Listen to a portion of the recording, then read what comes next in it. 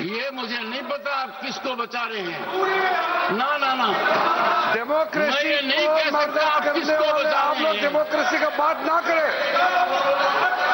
आपके पास लोकतंत्र का ऑनरेबल मिनिस्टर, अधिकार नहीं है। I come to the deputy leader.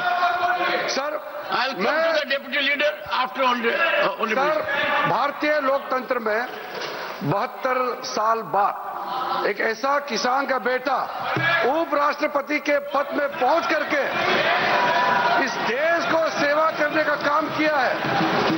इस राज्यसभा सदन का सभापति के रूप में पूरा देश देख रहा है कि किस तरीके से उपराष्ट्रपति महोदय ने इस सदन का गरिमा को रखा है।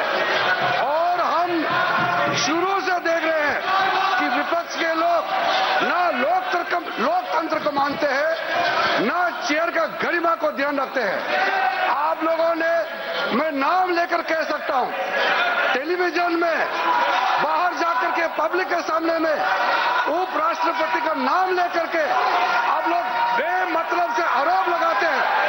आप लोग इस सदन का सदस्य होने का लायक नहीं है। आप चेयर को अगर इज्जत नहीं दे सकते हैं तो इस सदन का सदस्य होने का कोई अधिकार नहीं रखता है।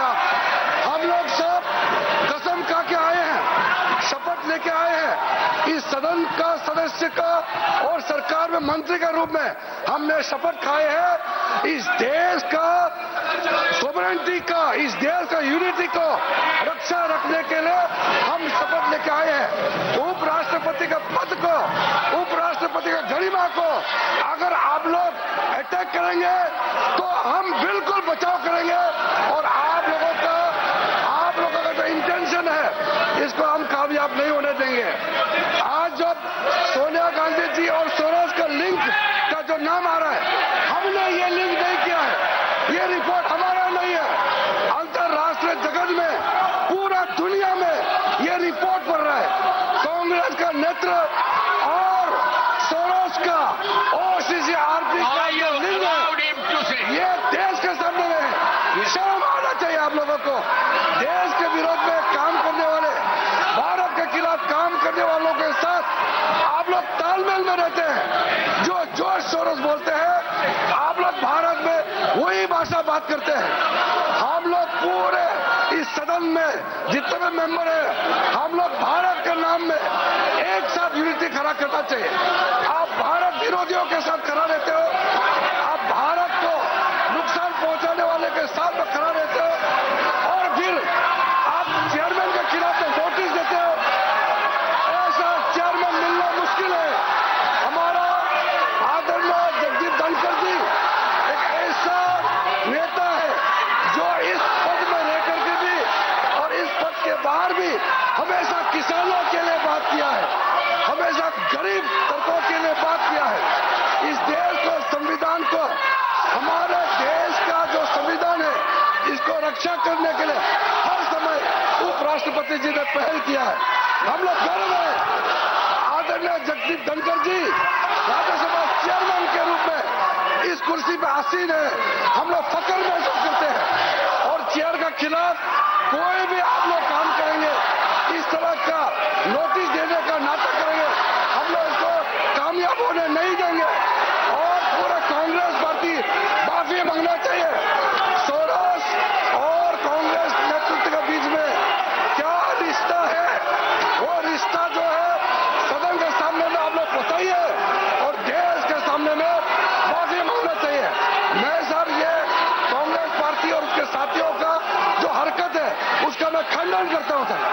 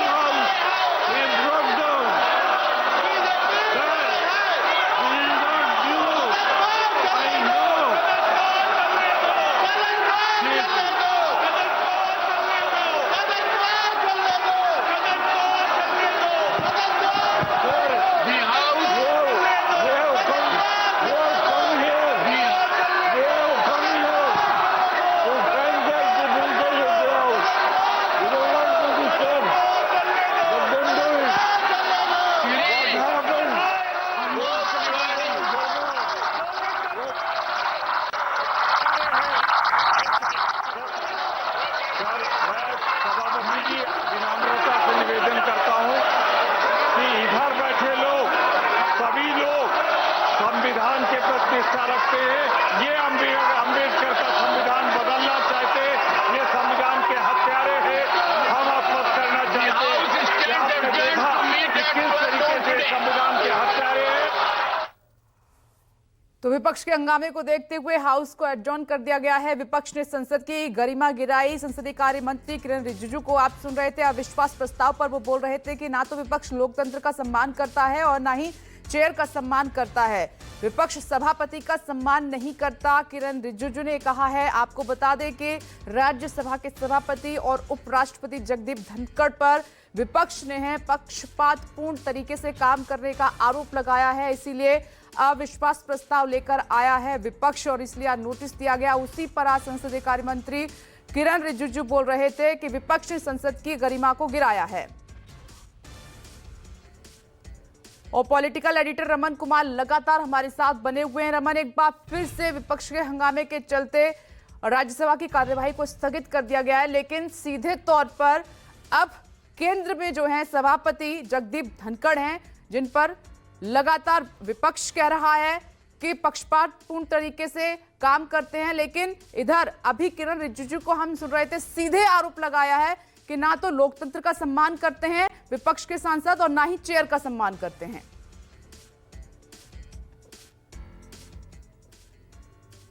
तौर पर यह कहा कि किसान का बेटा, एक गरीब का बेटा अपनी ईमानदारी के दम पर इस जगह तक पहुंचा है, उपराष्ट्रपति जैसे संवैधानिक पद पर पहुंचा है और विपक्ष लगातार उनकी गरिमा को कम करने की कोशिश कर रहा है, उनके खिलाफ लगातार साजिश रचने की कोशिश कर रहा है। लेकिन विपक्ष का लगातार आरोप यही है कि सत्ता पक्ष के लोग जब बोलने की बारी आती है तो वो बोल लेते हैं और जब विपक्ष के नेता की बोलने की बारी आती है तो सदन को एडजर्न कर दिया जाता है। आज भी आपने देखा कि विपक्ष के नेता बोलना चाह रहे थे लेकिन उनको बोलने का मौका नहीं दिया गया और जिस तरीके से एडजर्न किया गया। जॉर्ज सोरस के मुद्दे का भी जिक्र संसदीय कार्य मंत्री ने किया कि जिस तरीके से कांग्रेस नेता का इन्वॉल्वमेंट है जॉर्ज सोरस के साथ, उस बात की पूरी जांच होनी चाहिए, उस बात पर चर्चा होनी चाहिए और इस मुद्दे को हम लगातार उठाते रहेंगे। और विपक्ष लगातार सभापति पर ये एलिगेशन लगाता रहा है कि उनका रवैया पक्षपातपूर्ण रहा है और उनके काम करने की शैली ऐसी रही है कि विपक्ष के नेताओं को कम मौका देते हैं, जबकि विपक्ष के नेताओं को, विपक्ष के सांसदों को ज़्यादा मौका दिया जाना चाहिए, सत्ताधारी दल के नेताओं को कम मौका दिया जाना चाहिए। लेकिन इन आरोपों के बावजूद भी जगदीप धनखड़ अपने रुख पर अड़े हुए हैं और उनका कहना है कि वो जो नियम है, जो कानून है, उसके हिसाब से सदन की कार्रवाई चला रहे हैं। लेकिन रमन, विपक्ष पर यह भी आरोप लग रहा है कि जब उनकी बारी आती है तो वो बात नहीं, हंगामा करते हैं और हंगामे में सदन नहीं चल सकता। बिल्कुल हंगामे में सदन नहीं चल सकता, लेकिन हंगामे के दौरान ही संसदीय कार्य मंत्री ने अपनी बात रखी और पूरे देश ने उनकी बात को सुना। उसी तरीके से हंगामे के दौरान विपक्ष के नेता भी अपनी बात रखना चाहते हैं और वो चाहते हैं कि उनका माइक ऑफ नहीं किया जाए बोलते वक्त, लेकिन कई बार ऐसा होता है कि उनका माइक ऑफ कर दिया जाता है और उनके बोलने के वक्त जो है वो अपनी बात को जिस तरीके से रखना चाहते हैं, मजबूती के साथ रखना चाहते हैं, वो नहीं रख पाते हैं और उनकी बात सदन के बाहर नहीं जा पाती है, लोगों के बीच नहीं जा पाती है। तो अब आगे रमन क्या होगा, क्योंकि सदन को एडजर्न कर दिया गया है, अब आगे क्या होगा, क्योंकि विपक्ष तो बात नहीं कर पा रहा है। देखिए, फिलहाल 12 बजे तक स्थगित किया गया है और सदन के नेता और विपक्ष के नेता के बीच जब तक बातचीत की प्रक्रिया शुरू नहीं होगी, जिस तरीके से लोकसभा अध्यक्ष के नाते ओम बिरला ने सदन के नेताओं को बुलाया था और विपक्ष के नेताओं को बुलाया था, सदन की कार्रवाई शुरू हुई थी। हालांकि जॉर्ज सोरस के मुद्दे पर फिर से व्यवधान पैदा हुआ है लोकसभा के अंदर भी, लेकिन अभी फिलहाल ऐसा लग रहा है कि ये व्यवधान अभी आगे भी चलता रहेगा। लेकिन रमन, कई मुद्दे एक साथ चल रहे हैं, एक एक करके ही बात हो सकती है। एक तरफ अडानी का मुद्दा है, एक तरफ जॉर्ज सोरस का मुद्दा है, दूसरी तरफ अब सभापति जगदीप धनखड़ का भी मुद्दा साथ में लेकर विपक्ष चल रहा है। तो एक साथ सब पर बात नहीं हो सकती, एक एक करके ही बात हो सकती है, चर्चा हो सकती है। देखिए, राज्यसभा में विपक्ष के कुछ नेताओं की ये राय है कि अगर जगदीप धनखड़ के खिलाफ अविश्वास प्रस्ताव लाने का नोटिस हमने दिया है, जब तक नोटिस पर फैसला नहीं होता है तब तक चेयर पर जगदीप धनखड़ नहीं बैठे। लेकिन चूंकि वो लिस्टेड नहीं है मामला। अभी सेक्रेटरी जनरल को दिया गया है नोटिस। जब लिस्टेड होगा तब हो सकता है जगदीप धनखड़ खुद इस बात का ऐलान करें कि जब तक इस बारे में चर्चा नहीं होती, जब तक इस बारे में फैसला नहीं होता, तब तक वो चेयर पर नहीं बैठेंगे। लेकिन विपक्ष के नेता की राय है, विपक्ष के नेता ऐसा चाहते हैं कि जब तक इस बारे में फैसला नहीं होता तब तक जगदीप धनखड़ चेयर पर ना बैठे और हरिवंश जी जो है डिप्टी चेयरमैन वो सदन को चलाएं। और बीजेपी की तरफ से ये भी आरोप लगाया जा रहा है रमन। ठीक है, आप रमन हमारे साथ बने रहें। रामगोपाल यादव क्या कुछ कह रहे हैं, सुनिए। राज्यसभा के सभापति के खिलाफ अविश्वास प्रस्ताव लाए जाने की पूरी तैयारी हो गई है। समाजवादी पार्टी के वरिष्ठ नेता रामगोपाल यादव हमारे साथ हैं। सर, इसकी प्रक्रिया क्या होती है? जैसे आप लोगों ने नोटिस दे दिया है, कम से कम 50 सदस्य अगर दस्तखत करते हैं तो और नियमानुसार अगर होता है वो तो चर्चा के लिए स्वीकृत होता है। फिर चर्चा होती है, उसके बाद मत विभाजन होता है। साधारण बहुमत से अगर वो पास हो जाता है तो पास हो जाता है। सर, संसदीय कार्यमंत्री किरण रिजिजू का बयान आया है कि हमारे पास बहुमत है। तो कौन नहीं जानता है, कोई नई बात उन्होंने कह दी। तो एक संदेश देने की कोशिश आप लोग कर रहे हैं, इसलिए कर रहे हैं कि लोग जाने कि कितना पक्षपात तनिक होता है। एक हमारे उत्तर प्रदेश की वो देखिए पुरानी, उसमें गेट पे ही छोटा सा पर्स लगा हुआ है, सेंटर आलमपुर टंडन जी, राजेश टंडन, उत्तर प्रदेश विधानसभा के सभापति स्पीकर। उन्होंने कहा कि एक विधायक की एक 425 MLA हुआ करते थे उत्तर प्रदेश में। ये कह दे कि चेयर का रवैया पक्षपातपूर्ण है तो मैं 1 मिनट भी नहीं रहूंगा और इस्तीफा देकर चला जाऊंगा। ऐसे लोग होते थे। इनके बारे में तो सत्ता पक्ष के भी लोग कहते पक्षपात कर रहे हैं। धन्यवाद। बातचीत रमन कुमार, दिल्ली न्यूज। बीजेपी सांसद डॉक्टर दिनेश शर्मा हमारे साथ। सर, विपक्ष अड़ा हुआ है और उन्होंने नोटिस दिया है राज्यसभा के सभापति के खिलाफ अविश्वास प्रस्ताव लाने का।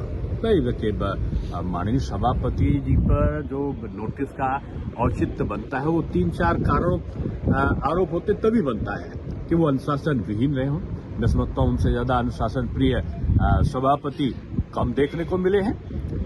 उनका मृदुभाषी यानी उनका शब्दों का चयन भी गलत नहीं हुआ है। उन्होंने विपक्ष को मैं समझता हूं कि उन्होंने बहुत ज्यादा समय बोलने के लिए दिया है, एक एक व्यक्ति को बोलने का किया है। इसका सीधा संबंध है कि उन्होंने कोई मतभेद भी नहीं किया है, कोई पक्षपात भी नहीं किया है।